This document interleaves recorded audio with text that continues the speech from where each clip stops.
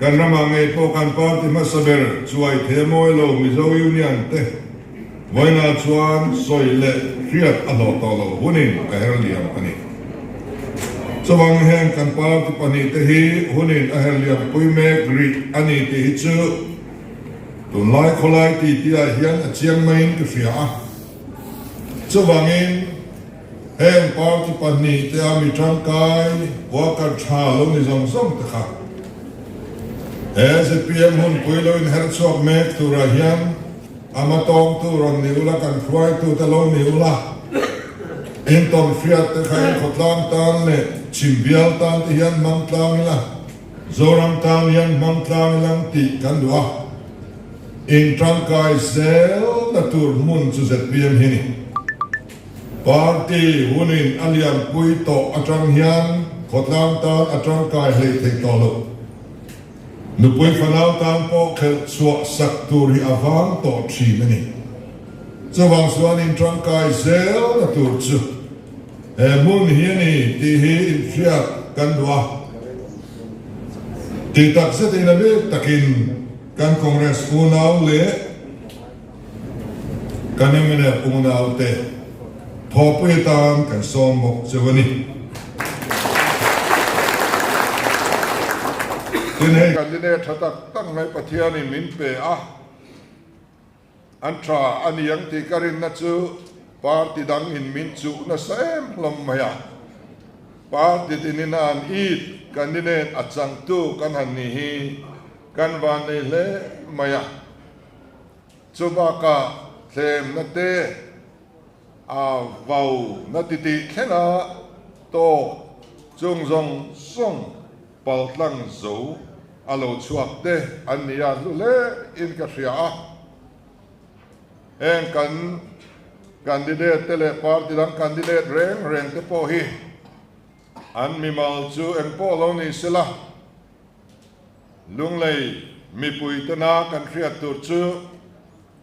en party ya om ngen ni ti te hi kan hria tel athat karing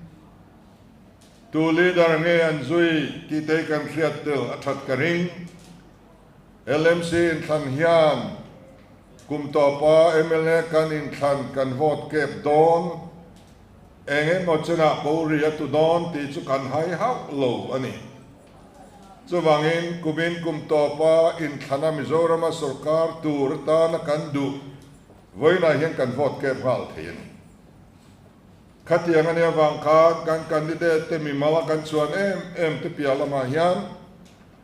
tu te hinge anom na party fu tu te hinge fulo MLA in than puilo am turata na rabituk na ania wangin tu na tang hian tu te hinge kan vote tur niang ti hi mi puiten ngun taka milongai tu sak kan du le ani adon le chuan lung le khopui hian mamotam tak anei kara mason na ruangam lian mason na rural infrastructure pakwa mamobik aneya chung chu toy te han soi kadwa pakhanna chuan kan government college yani hi rusa 2.0 nuaya nuai zani senga sak that aneya ti chuan a contractor hian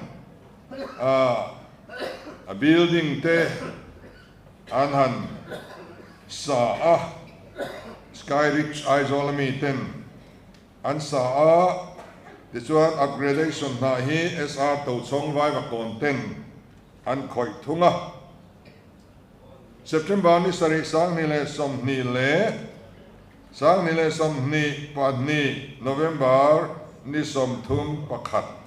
in kara zo turati anni an zo hun tur apel ta an la zo fello apoi khop mai kanama yan project ti tlak te chin reng a hun zo om nei thei talo hi adan reng mo kan tia nga ya kan nei tatlat mai yan dan akalani mi chung chang chu kan ti ve dan tur te kan la soyang dona chuan kan soiman lovang tiang hi abo don ani mai ZPM sorkar chuan kan government college sak zo hun bituk chunga zo alani lo hi apoi kan tile a hi thunei theinin huna kan din ve huna chuan kan ron ngai poi mo le dona LMC a thunei na te kan chan poin chu chuan na sa takin kori henga te po hian atu don ti chu a chianga ten apani na chuan zo noya kan science center hi ania emiatanian noi somrule pariat ruaman ania a landscaping hi PWD in departmental work in an khoi ania nikum oktober kha tangkhan an thok mola an thok thale poin kan ria a chu tianga thomol mol lai chuan nikum November nikwa khan bial to MLA atangin PWD ho 210 le khamoi andonga Chief Minister Fiat Puinain he na hi chumi khami chu supervisor tan ruat ania he na hi lo tho ti ro ti in PWD na tholai chu ti to ani an ming te chu soilo mang o copy pok ak rengania kan bial to MLA te kan area a mason na chuan of tur le fellow tur veng tu tura kan ngai ten do sak zong te sum siam puina na an mang dua dan le frai po eng ma om lawa thunei na manga le khathem manga hetianga department an frual hi amoilo kan tia poi kan ti hle ani so wangin heng kan science center te po hi ani natur am taka akal hi kai ni chuan kan du ngoi ani pathum na chuan puya kan engineering college ania ai rusa noya bok kum sang ni som paruka tanga thoton khani toni vai bel sia som ni le paruk ruaman ani chu Mizoram Technology hovin a contract na an changa sang ni le som pariata khan a DPR in siak chin chu anti zo to ani DPR in a huam chin chu a building le a chung engeng mo kha ani maya chu tianga a building an lo zo ta ka chuan sang ni le som pakwa Mars tha khan Jammu and Kashmir atangin Prime Minister Modian rol khata tangin minon hon sakani khatiro kami ni khan le itlang pui mi pui te kan lima kut kan bengani India Prime Minister Merin kan Engineering College Jammu and Kashmir atangin online in minon hon saka kati laya ho tu te kam chuak lar tak chu August tha atangin class tran aniang tian amai ro chu tu na po class tran ala nilova kum engemaw zat aliam ta achan chu pon lama water connection omma sela in chung lama a internal connection ka khoi ala nilo pon lama tangin power minron pe ma sela internal electrification khoi ala nilova then approach road siya mangaya fencing te siya mangaya staff quarter pakhat na alom lova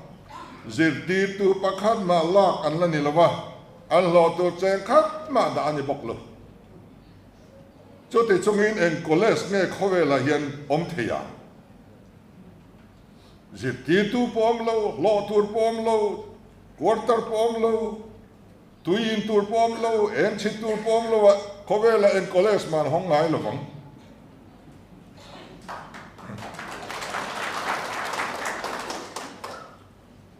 hi atira khan DPR khan eng song ni tel tur ani ngaya ma se tu na anan nora nang mani sumin lo ti ro an lo ti ni ome BJP sarkar quarter te su lo saula lecturer te su lo laula lo po lo pero hey ti chin he nuai vai bel se som ni parok in bu kan tran sak to chawa abak te chu in kutin in chung som ve tur lom an lo ti ta tlat mai ni om takani a ho zo fek ta mai hey yan a chan chu politik ni te point alanga ka central sarkar hian Mizoram sarkar hi titlak antum hle ni in alang ta minister local apia ngin soi sela an beita ni kan engineering college po hian tur tel ta ani mayo mango ti thei apoi khop mai chu wangin central sarkar te pu chi an ni lawa thian ni siam chian nia thọ pui mấy tù ra nia pu chi ra xuân ni khelo kan em sarkar hian he politika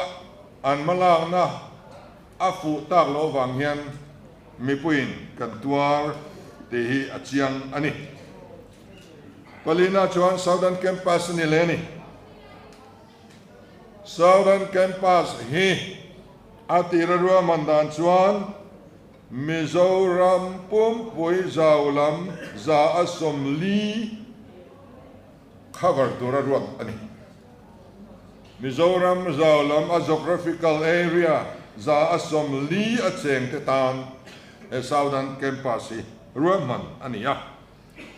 Mizoram a mi ringom zong zong za asom thum ten an man trangkai tura ruang man ani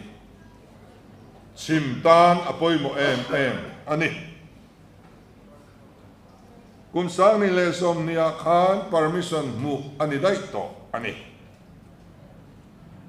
ti chuan phalna central sarkar ron pea DPR anjuk thelu ta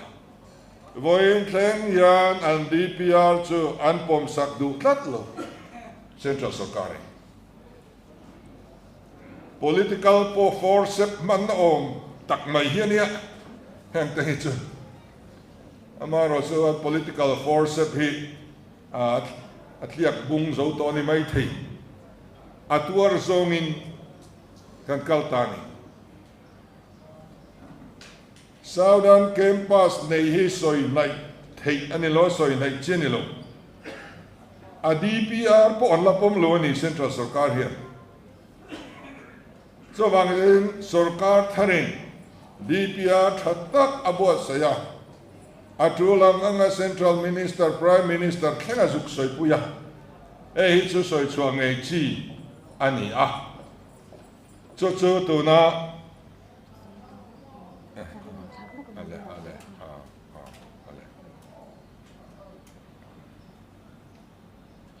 ale alo mo me kan nei sing không mai với chu karen hay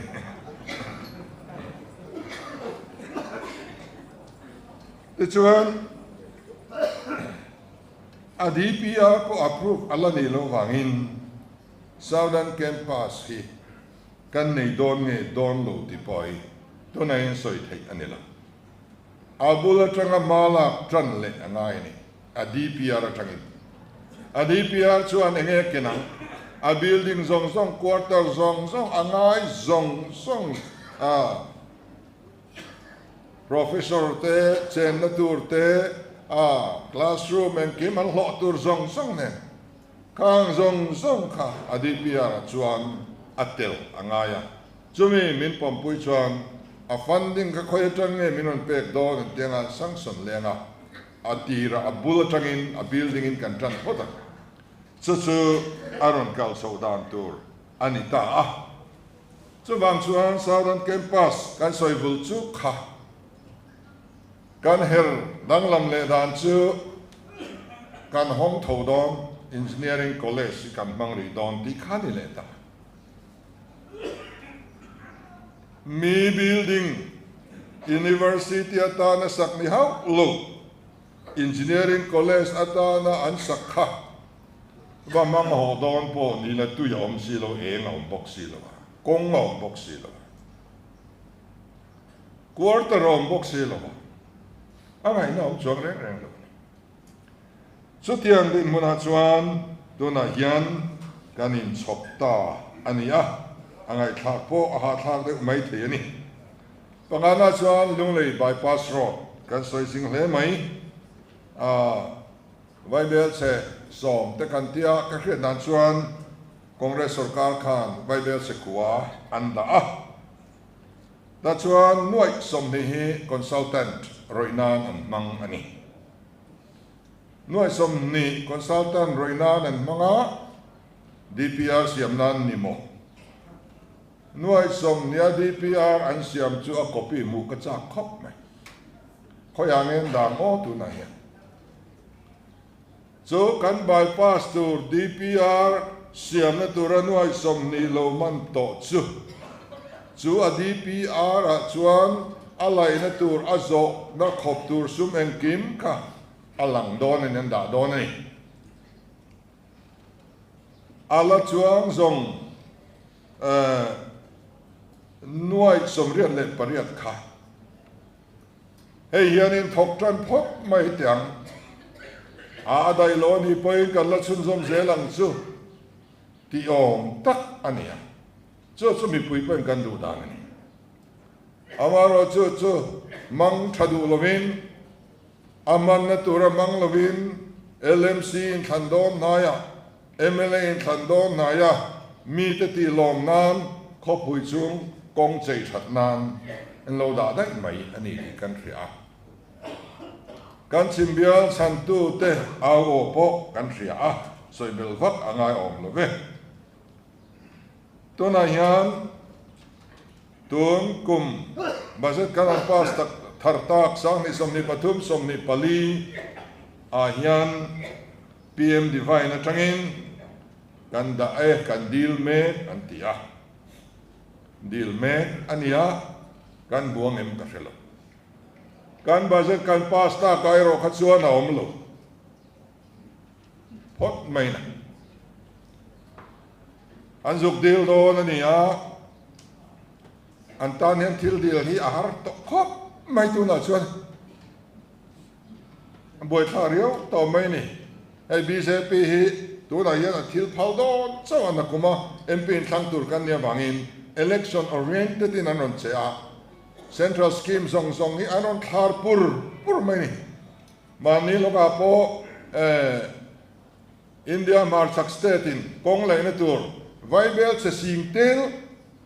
andon line ke ni chuan vai bel se saruk le zaruk samruk paruk kandong be India marchaka adong tlen ber pani na kanya alom thiam bera kan trang te kha van nei thak thau ka tia mi don tir lo thot hi chuan du bik si lo wa khatiang khan BJP sarkar chu tha achak anti thene turin an minister te campaign an local huna an soyetan atam don kumin chawa hian nakum chawa te khian atam don sum chu kan budget ba khi tiang chu tam tak om dona khanga khan lo dil mu ve theina chan chu that lai tak chuania amaro chu dil me ka hi chuan in nga hi hara ser chi po by election kan nei lai khan dil me po ni lovin kan chief minister in kan kole satwa a building sak than na tur noi sang khat min pe kut kan beng ani by election lai khan voin thleng chen khat ma kan la dong lo NEC a ka zuk zot fi alo om reng lo mai khalo so wang chuan deal me mang ringota in vote tir tum hi chu a har deu chuan ka ringa poni sengin hei hi chu hetiang anti puikin na ang chi tur hi don la ya chuan covid tuarte tran puina saski anti hi atam em ni hei hi saski anti ang chi te hi chu enge ni utilization certificate kan ti UC patrana kal reimbursement patrana kal ania kan man chak le adang local chak mai ni heti sa ti po yom tak tak lo sorkar chak kan nei chuan central hian zum hu tur tam khop mai chu nga thang te po chuan kan bypass road hi kan langai tu hozel tura ngai ila ten kan soi ri vak lo kan ri ruwa om chu tuna kan soi hi chu a western side hian ni a eastern side te po hi don ma khan soi ri alone to a brigadier ti sai lo hu na tang dai to khan rang chal ko na tangin thei ri ata ngasia zo nuaya pu pu lo chuak tur kha aumani so bang chuan western side ringot soi lovin eastern side te po hi kan soi thei hun ala thleng thuayang ti be sei ilangin aparuk na chuan kan water supply scheme hi ani sang kha kwa som kwa panga mi kha kan laring ta charchara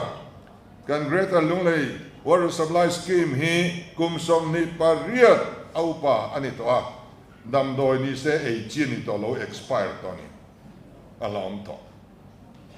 alai period azo to ni kum som ni pariat ani to khati lai khan mi ring sing rukta na hisap ani voina kum som ni pariat aliam to mi ring kan pung em to kanin dai to lo bani athar water supply scheme thattak kan mamoni to na yan renovation le engani upgrading antia hanti puisui na tur matle tlong kan han dot lai ti changthun na tur ro man na chu a oma a concept paper hi wakos hovin New Delhi mi ten an han buat saya ti chuan enga mazat chu hemia ta nian kan sorkarian ro man an tummek ning kan fia tum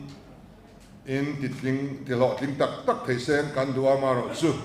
kan soya bok khani a keima ni ba jeta tanga ti thei kan nei lova central adi chapa khatiang zel ania wangin kan scheme mapiang an pom lem lo kamia nia wang khan arana lo chu ala ni deva empo ni se lo tling se kan du khop maya alo lo tling ani point tun tram chunga han zo mai chian don lova sarkar lom le zel turin min ngai sak pui sui angai zel don ani te kan civil hospital hi kan khia buzo den thuanga kan emele zom takin RT-PCR call mit pe ada na po an han siam du lo high court a hiao kal an ngai kha arab tha khop ani abak khopa ka chak kha ni lo ke point ai zo la khatiang call kha pek ka tu man du haulo mak deus mi tan ho chopa kolesta ten hoa khai ho chop ringot chuan kan nen ko seng lowang karon pe veng te chu chau pakhat chu ka te andu reng so wang chuan pulo din tluanga RT-PCR asiran lo nol po ka maklo dilem su ai nang reng ani khatiang vel kha kaninen ko dan ania covid luar lai kham khati chung zong songa chimbial and call to ruling MLA ni na lian pui chelte trong thei loang lat mai no mero khatsu apoi ka te khop ZPM sorkar tai la khatiang khan ti ve tai la ZPM MLA te chu an ngoi karing mia la an lo kalanga enga tinge he ti in thalle huna tlavek se min ti em ni tin min wan kok sok ngamin karing mi pui tor na auma au so pui thei hau loving sorkar am main chim lama kan ho tu te zong song an oma voina khan heng kheren hian kan vote kan thadomen so wangin kan hospital hi tun ma zong song khan referral hospital anichi rualu deu te chuan in friam ai zola kal ngai lovin a chevel hospital atanga dam lo anron refer na referral hospital thatak anh ấy thế nào với na chuan nan nếp đều po ai zo na ri phar kan ngai tam vek mai ni anh ấy muốn pa ngai ka alua phak ta lo lu tu kan ni heng te hian mangai tu angai ngoi ti hi ria ilangin ten apa kuana au ka parian na chuan kong pui tu lai chuan mi then khaten in thlan hi puan po ngai to lo an ti sorkarin kong pui pan te waron siam that chuan kan in thlang don ti na ni mai ti ani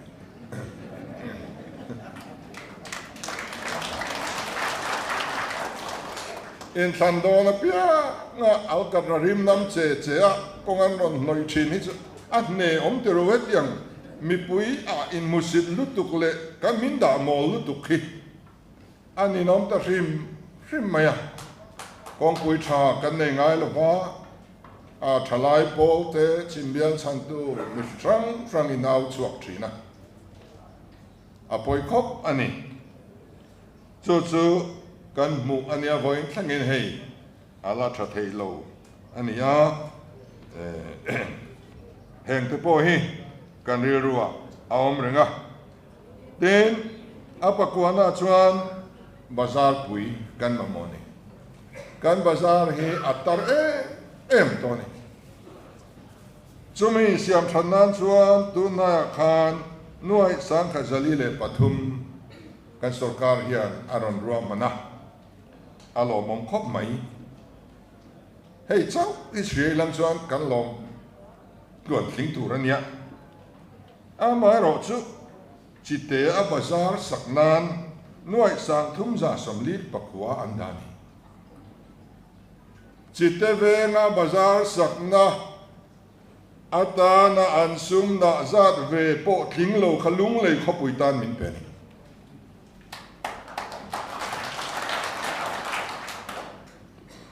so wangin kanin ngai poimo lo zia chu ta po hian che a chianga aizol veng pakhat bazar sakna aya ale ta tlem lung lei khopui bazar tan min si chuak ani mun dangan thil ti dan te ngai tua hian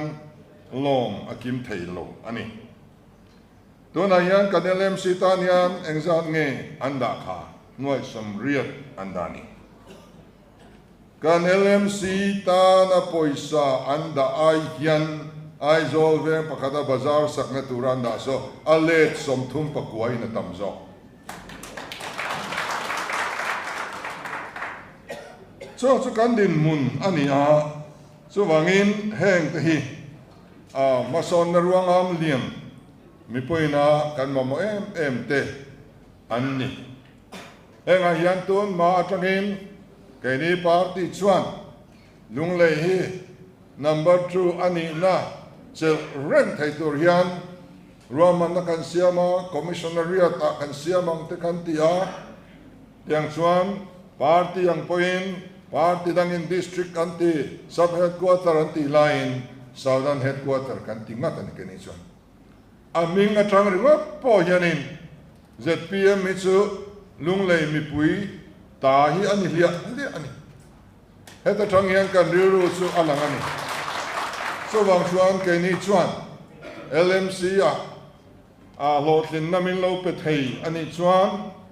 November tha te po sorkar ne siam turin pathian le inzara bese na kan ne sang em ve to a that takin LMC lo pian tir hi en ko sowa tho na thatak nei kan dua lang tlang takin eng kim ti ho kan du tak se ta chumi tan chuan voina hian kan som chu ni ole kala soi deu tia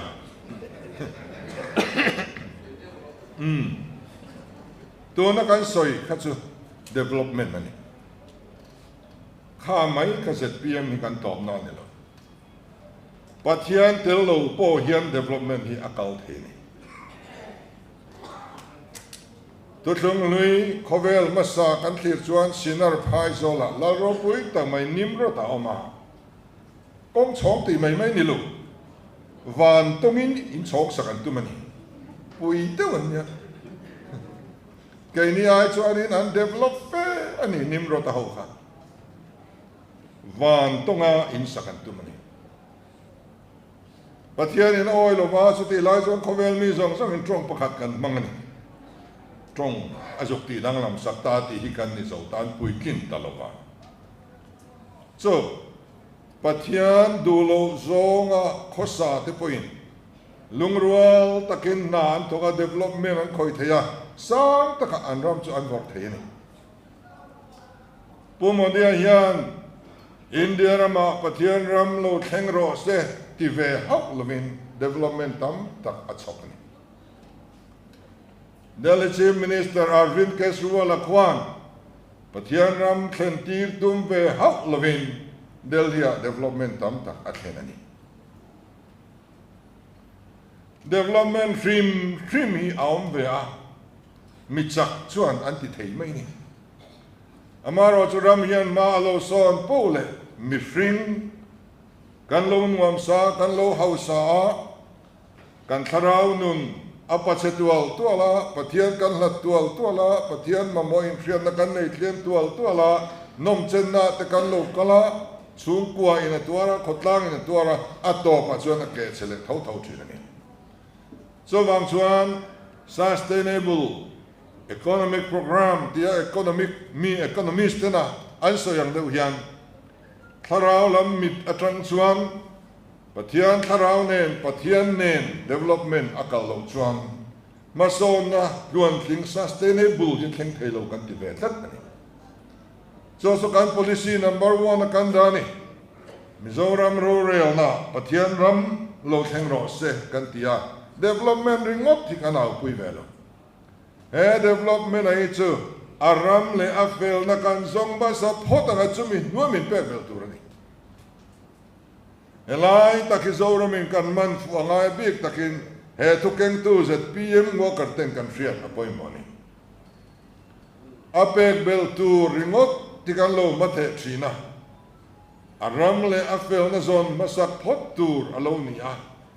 independent kan suala kan thiani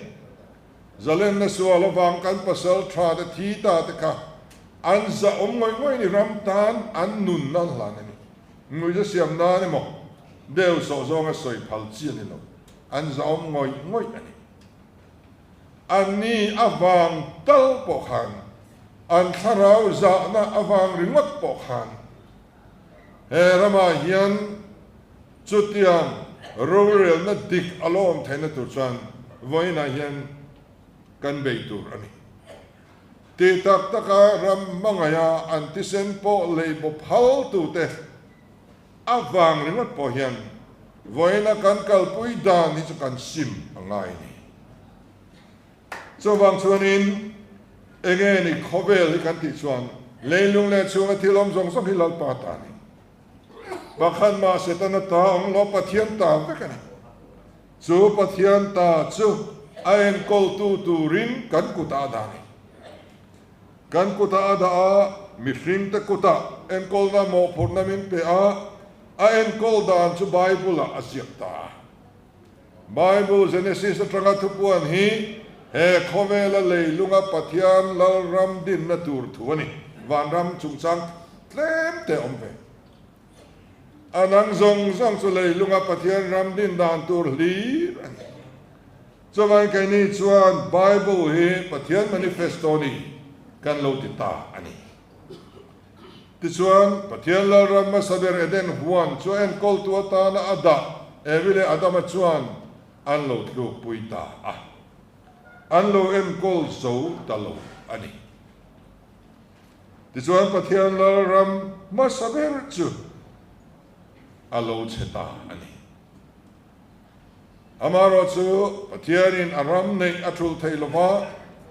eden par moi chul no ti ful le turin khovel sandam tu alo piang ta ti chuan chuanin he khovela hian rongaron bola athu soina sak ber sinagoga asarmon ma saber chuan riang vai te nena chanchin thashil saltam te chua ti du da tuar te chan chua thu aron soini nizana khan america ram thangin set free ministry an lo kala kan biak ina thu an soya chuan in khom bana in kom ho na te kan neya meeting conduct tu kan nge me a America rama hausa ber paruk an than chu zinga tel pha dina alo tela cho chuan asum zong song asum don zong song atral veka fasha te mei thai te drug addicted an anei zong song ape a uganda rama na sa takin ronga bola TNT te alo finance na sa em maya Bethel camping center te alo tran kui na sa kop mai alo ni a so wang chuan ni zana po tu soina chuan Nazareth manifesto he tang chanan chang chanani lali swa sermon masabe riang vai te ne na chan chin trafil saltang rabe te ti du da tuar te chan chwa rural na dik sorkar tha angai ni chumi tur chuan cho chulang li swa thu soi masaber ania kan fria trong trai dan turahan zirtira iram lo thleng ro seidu zong vanan tiangin lemin tiro sati kha ani le maya vana an tiang an le kan ti ve yan le ya pathian ram thleng dona in the huna van ramain kal theina turin trong trai ro ati lo lali swan khovel indam la ya pathian ram lo thlen na turin dil ro ati sokani khovel kandam la ya pathian ram athlena so pathian rama khole tuini na kan chan lo chuan avan ram ki kan chang don chuang lo van ram lo turin he le aram din masak angai ni ti achiang em ani so wangin mizoram in pathian thu kan la fu tok lova la ko han la kan nga em van ram ngai la atam em van ram kan nga ya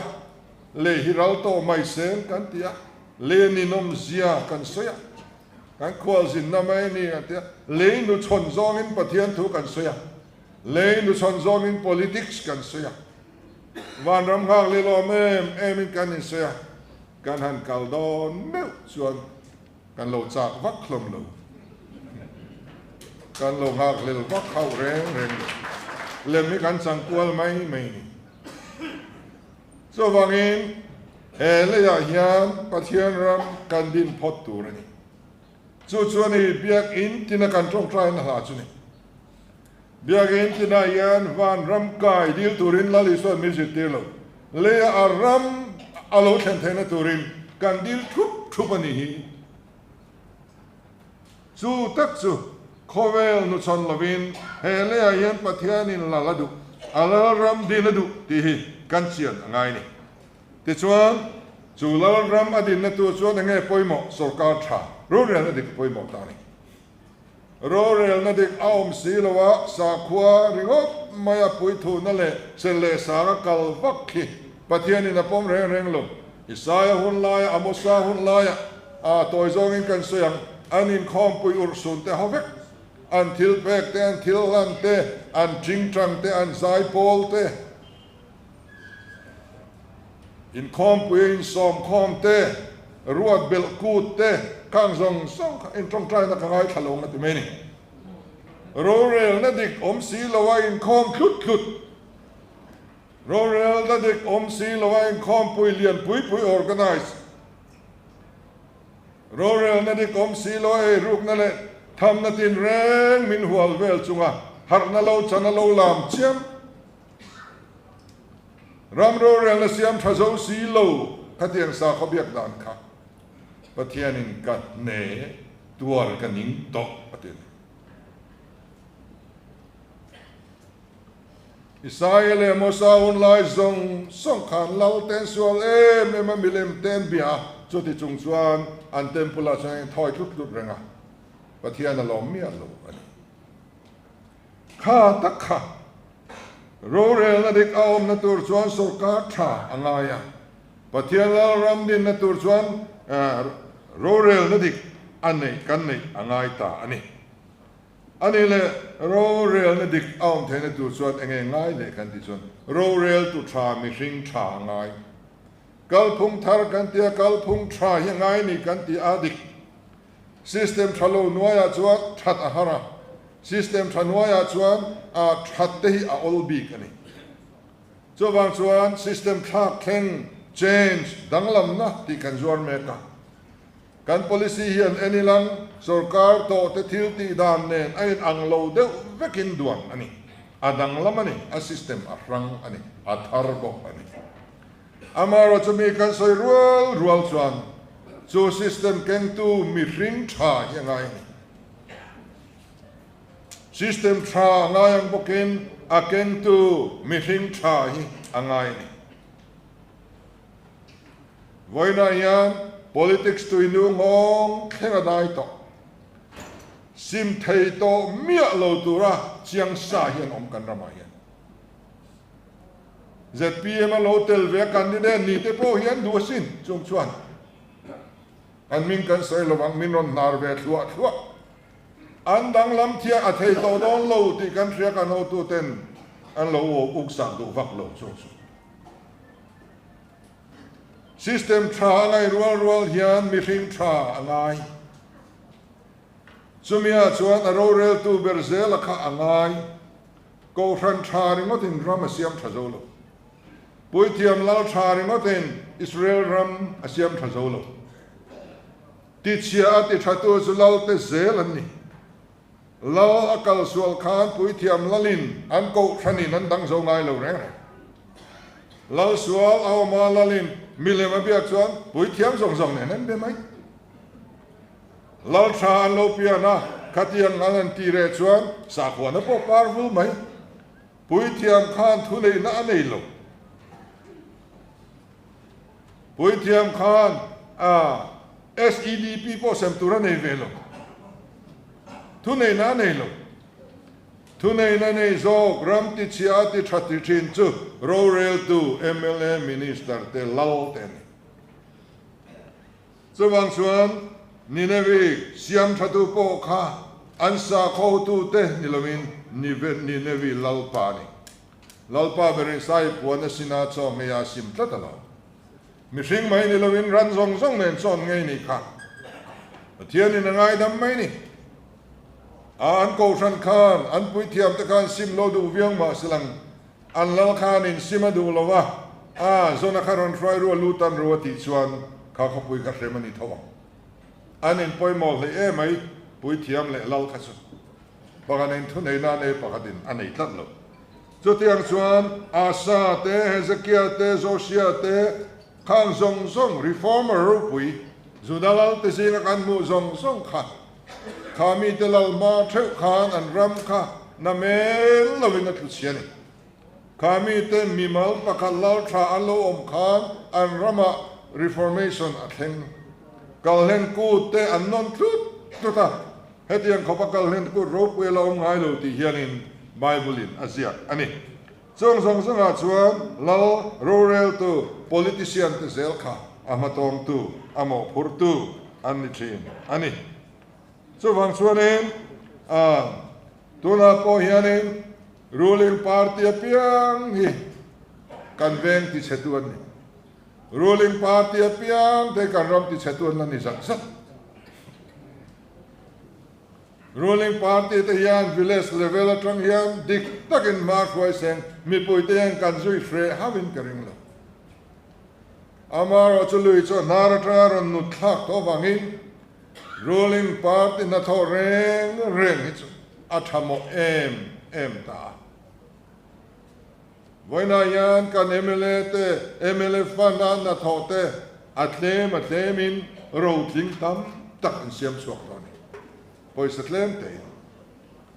ruling ten poisa nga em amaro chu khotlani na chorlem lo mi mala alut na sa em ani kanrama hian tunge lo member politician te zinga kan ti chuan chief minister ani kum khada nuai som ni le pan ni a lo ni ai zola in mun thadeu le na khop po atling reng lo mang mia lo in khol zel po ni sen in mun thadeu le na khop hi kum khat chok na lo phalo reng chief minister po hian enga tinge chief minister kan nia minister kan nia MLA kan ni dek ka tram khat chunga in mun thapui pui huan thapui pui tham thapui pui in chong kan nei sia mai tun trama po hian kan MLA thar te an ming chu ka sai lawang an MLA tira pindan te takte a chung kwa tot dewa khosa te ka voina hian in chong ro pui an cheng tam an hausa tak lutu heng ho hian an ei ru ni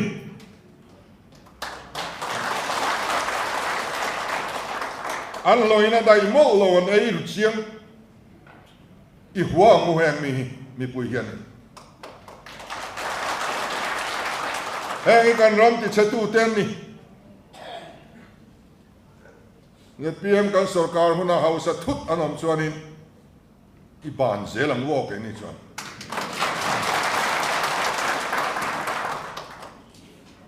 so vai kan dang lam turani kan ti mol ni dik takin na kan thokang thanem ngai takin Mizoram politics sa pathian ram athen ngei na turin kan beya Tisuan chunglam mal som na kandonga kay ni point kandonga kan chungkwa point kandonga kan nu pui fanau te point andong thobang apek bel sai kandong don chiang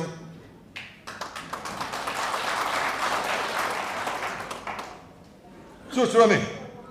chuwang chuan rural to tra siam dan chu mo siam he na kan mua pathian tri mi minik lebruk homi yatin tuna chuan corruption kan rama luar sia kan fria Assembly, Baptist Kokran Assembly, Azo, Siani Mina. Again, took week ha. Can go running Moy Tato Loni Tiro. Go running Compuya Pian, man out swapta. Tutlung Loyuna Chuan, Lal Swal, Rorel na, Dick Loam Chuan, Totake out train, Zolni Tenny. Tina Minan out train. When I Chuan Zolni, Anam Tolava. Zolne te aya, rorel na dik low laka, out chuak suko shanten lo nitani. Gan pui tiam te pulpit la huay takin an out chuak ta. An ohi kan ngay tadon lo. Gan NGO te an out chuak ta. Gan NGO lian ber, YM zoi zon, YM puin, corruption do na kongzo pui wakaton te nei tahia anika. Nikumok trubang ni som tum khan. Tiang sukan din mun alone ita Paul sari 09 point tu tehenge koram an hetlat to mai. Soi theitlat to mai. Tiang din muna hian kan ram kan laom ngai lo. Chuwang chuan kalphung tha kan mo mi hring tha kan mo ni. Korean thon kat bung ruk chang li alelin tharkha kan chiar da dam chung khosak thu rel tur in nein ko sana engam angai lo te in rel tir do nem ni awaza thak omve LMC a councilor tur than tur in nein ko sana engam angai lo te in thang do nem ni tin ang Go tran ho ring to ho, chunga ro rel to tur chu, go tran mi, ni turin, pole hian min lo zirtir. Mitra midikte, kan local council, kan VC, kan councilor, kan MLA, kan ramen kultur hian chu tiang mi chu, pathian ni lani. Chu tiang mi chu, kan Bible hian adwa. Chu tiang mi ni lo ko thana engam angai lo ho te ti tok nia kan ngai ni chuan pola chuan awaza thak om ve atiani Jerusalem an tlok chia lai tak kha pathian mi te chu anom le ne thailo chung mi te chu pathian in chin chia ruwa Jerusalem le chunga til te nom te to te wanga thopi ka trap thin te chu chala chin chia ro te no kan rambo chiat na wang hian kan trap ve to mai คติลายเยรูซาเล็มข้าจบลุตุกัสยามชัดเทปนี่ริงต่อโลกันตั้มนี่มาเซมิเลมเตปเทียนมีแต่ชวนอันเวียนอมเล่เทลว่าทอปิกินอันตรบะอันอีพิกะอันเวนิปะเทียนินจุงมีเวตุเตเลมเตจุติจักะเยรูซาเล็มติเทียงลิมเลตุระเสียมอันดัวอันกงดาลตูเยรูซาเล็มเวโลซงสังกะทัดไฟเวกโรติยาเบียกินโกตะจังอินอุปะโฮจังอินอันทัดจันตาตีกันเมื่อนี่เอซิเกลบุงกัวขันส่วนวันนี้กันรำฮีเวอังไงเยรูซาเล็มก็รันเทียกตีลอามัสซาบิราปอคอร์รัปชันโลลูตามิควอลกรีกเมทายเตนอันจันโวอันกัวตาอันจังเทลวันเอรุกสกาจุมิเซียมเฟลตูระอดัมโดยจุมินาทอกตูร์ชวนก็รันอุปามิมิงชาทั้งรู้ตีนก็รันอุปาอันขันจังอินจุดยังฮาร์สันนันในทอมไบเบิลกันบุเลตอโลอันจินเฟลสักอันก็รันอุปาเตฮิยันกันเบรามเตทาราวลำนุนเจ้าอันนี้โลอันตีสลามฮาร์สันนันเอ็นกิมฮิหมอกันพูร์อันนี้จุดคริสเตียนเทโลจีดิกตักทุบไว้อันในพอยน์ก็รันมีเต็นอันเรื่องสักตัวนี้ที่อันนี้ตบไหมเขาเวลก็ตะกัลตัวรังไงปอกันนี่โลเทโลจีดิกตักอาฮิจวนจุดอักเอาดาอันนี้ส่วนบางส่วนก็ใส่ฟูชินอินชุงบาลกันไงมัวกันสอยอาบัลเสียกันสอยเทียมเมมาเพียไฟหัวหน้านมเสียตัวกันสอยเทียมเมมาโปนจังกันเอาว่าอินชุงอินอาไฟพาลงโปนอาโลสอยเทียมเวียวว่างอินคอมบานาจิบายตุงเวียวริกมดวางคานอินชุงบาลไฟจวงลงอินช่วงกันเวตักกันในชวนมุนเพียกันลางกันจวงลู่ตั้งกันเพียกันวันนั้นยันกันรำ politics กันเสียมชัตุรนี่ชวนหัวช่วงอิลูจิลังอูมีสองกันพูดลู่ชวนเนี่ยพูดจินอมยันอมเวนี่มันติดลากมีโอนิสีที่ดูทัดลู่เตยกันอมนี่ส่วนส่วนข้างกันโมพูดจู่อันนี้ส่วนส่วนจุดยังโรเรลนัทรามิชาเต้นอันคอยบกชวนกันรำเฮียนอสวลอโลซิมังทีมทัวร์นี้อันสอยฟูปล่อยกันต้องเมียลทีมทัวร์นี้เฮียนประเทศนี้มินเทรมโลตุ้มตักปอนี่เซงอาลัมกันหอยชวนมินง่ายนำดอนประเทศทัวร์ประเทศนี้นะเราปวนชัวเวกตบปออันซิมชวนไอ้ลำเล็ดถูมุนตั้มตะกันบ่อยอินซอยชัดริงตาทีมทัวร์นี้อินซอยชัยริงก็เทียนอมเจนี่แล้วอดัมโดยอโตโลดานะปุ่มเปิลกองจุซิมเห็นจู่เราเรียนนัทรากันในเห็นเราแข่งในง่ายอย่างติกรีกันเรามาเห็นเราเรียนนัทราตุนดินอันนี้นุชวนตักสดำนับพอเฮียเห็นกระริงตัดอันนี้เอ็นติเนติขาที่เร่งนี่ปวนนี่นั่นให้ระวังอากุบตารามาเลนทรีมที่ดำเทลคอยลีอังเตค่ะอินจงอาชวนเลนเวลฟังกันที่นี่ที่เซลนั่นเทมินที่อามิสินเอ็งที่ไงวันนั้นกันบอร์สอมโรเรลนั่นดิกsorkarทราปเทียนเรานั่นรำกันดินชวนเลยที่เซลนั่นตะคริสเซลนั่นฮีกันจันวอตูร์อันนี้ดำเรนนั่นที่กันจันวอตูร์อันนี้ปะเทียนทัวร์เอามันนี่สลามัยจงละมาชวนบันนี้ขานKTP General Conference อันนี้จงโลละตาชวนนี้นิคุมชุงขานมีสรุปเลยสมลีเลยปฐุมKTP member อันที่นี่จงสิ่งสมสมเรียดเลยปริยัติจุมีปานนี่มีปากันเฮกเอ็มตาsorkar na tra rural na dik aum lawa ei zona har sa mi ten depression an ya ngol ten veya har sa takin le khan zir chuak an nan mu chuang si lawa thalai than mula atam ta eng zong hi rural na diklovin angong chua ani rural na dikaum chuan in kut koi zong a malsom na chu thu ka pya kalam chu malsom in o mangai lo honglam po malsom in o mangai buin te malsom in o mangai chotleng malsom in o mani five so rural na tra chan votu kan don tu kan manifesto ani mitam takin puk tirang anang ni chuan in puk velawang te min tiani mania baza session kan leya tuna kan leiba hi tu na tra kum som nga kan rul fel don chawani puk bel mia tolo po ni lang tu na tra kum som nga kan tlak chaw don kan leiba soi du dan te la chuin ang thei reng boksi la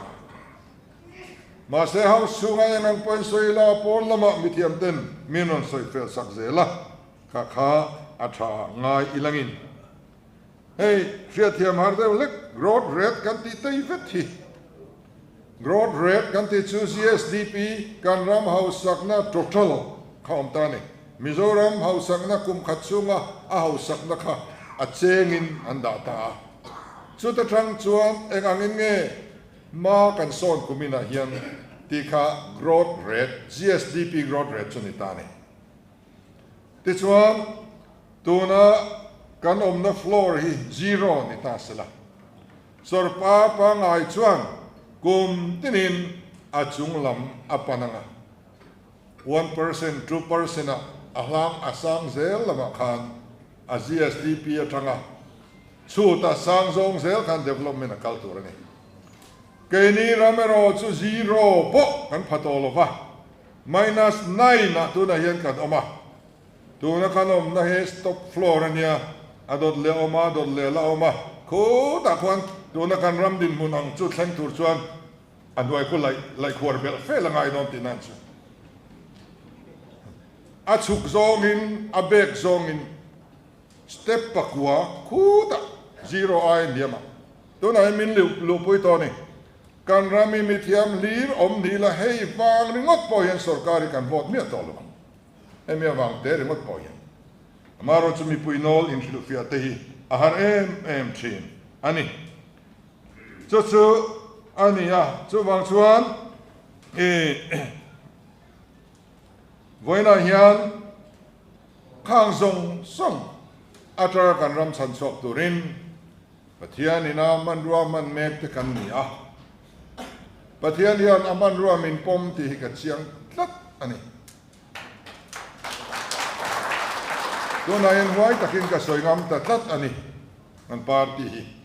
min hruai tak meu ani Davida chu atlan sialal sola lavin puka abiru a ta chuanin adulam puka abiru ani ane na local te kha tu te ngai ni kha leiba nei te ne chia tuarte milungai te michithum Davidan he na khan Davidan sorkar na alak theine tura Davida party zom masatu te chu milungai te ne chia na tuarte leibat nei te ni Voina yan as ZPM a sorkar theine tura local khom te hi milungai te kan ram din mun kan khira kan lungai ni kan lung oi lu ni kan om na party ngaya te kan lung oi to lo fa leibai na del te kan nia ne chia na tuar mek te kan nia kha puka adulam puka Davida han pan khom tu te kha minep te nia ma se pathian in an ti saka sipai chak tewa an chuak mai ni ne nan chak mai ni so tiang chia chuan ke ni po hi khatiang mi rang musit om tak kal khom ni ma ilangin ne na hi pathian man ro kan man chuan kan chang the ni apoi mo chu kan dang lam tur ani ti kha ani mai ani tun lai hian politika har thalna a thleng na se ema ti chuan ai zol lama som ro rel na dik du tu pol loading te ringot mai ni tiang pol kan la sangai re lo ro rel na dik du tu pol TV kan lo mu trinin karing tu na tranga re lo te kan mu le tu chu an pol ming chu ka soi lo mai ang fiana chu me de chu tu ma tron le tron lo nei don lo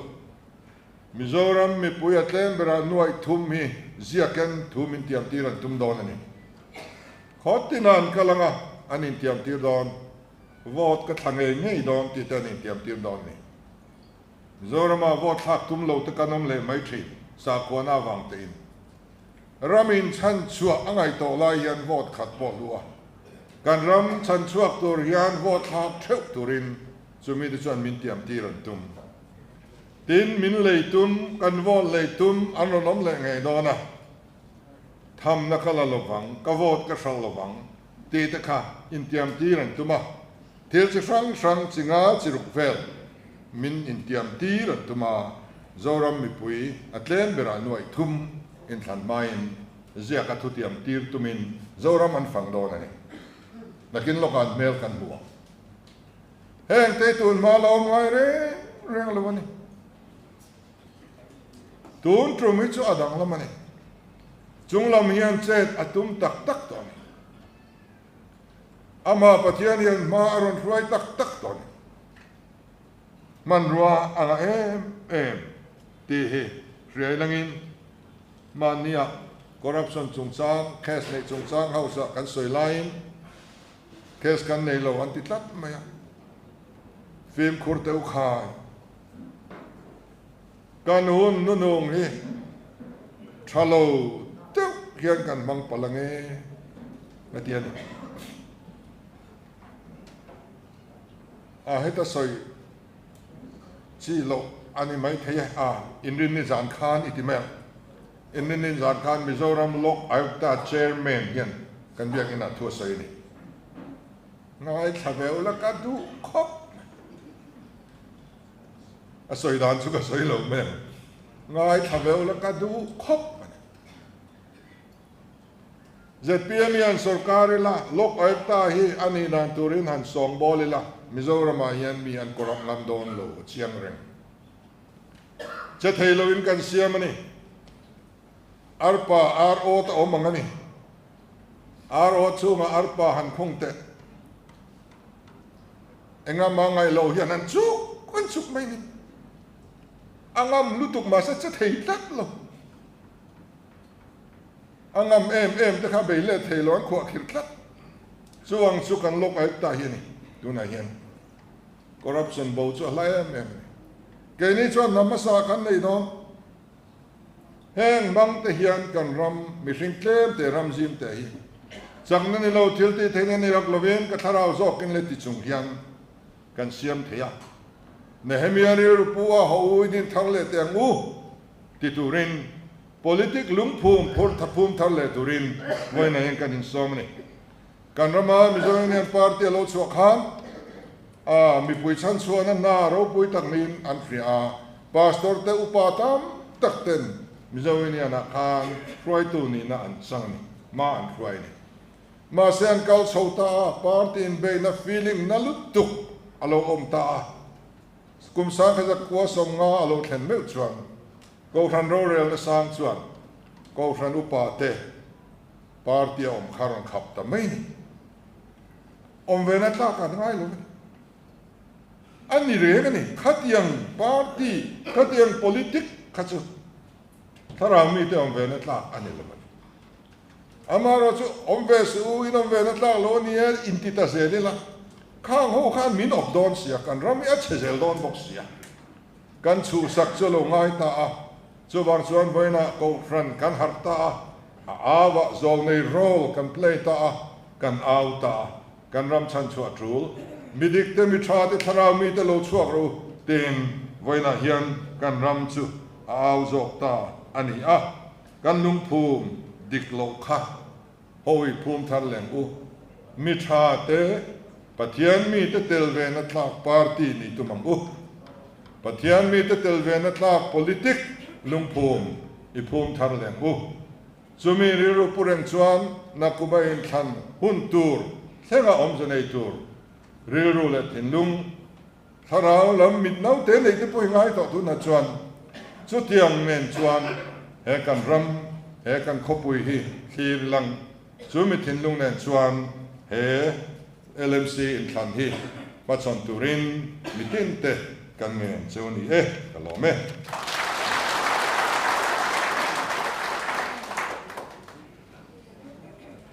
วันนี้ฉันดีดันเมนจะมีทุ่งไอ้น้องตักไม่เล่นแบงบาลพักตักตักเตะกันง่ายช้าเราเป็นเดม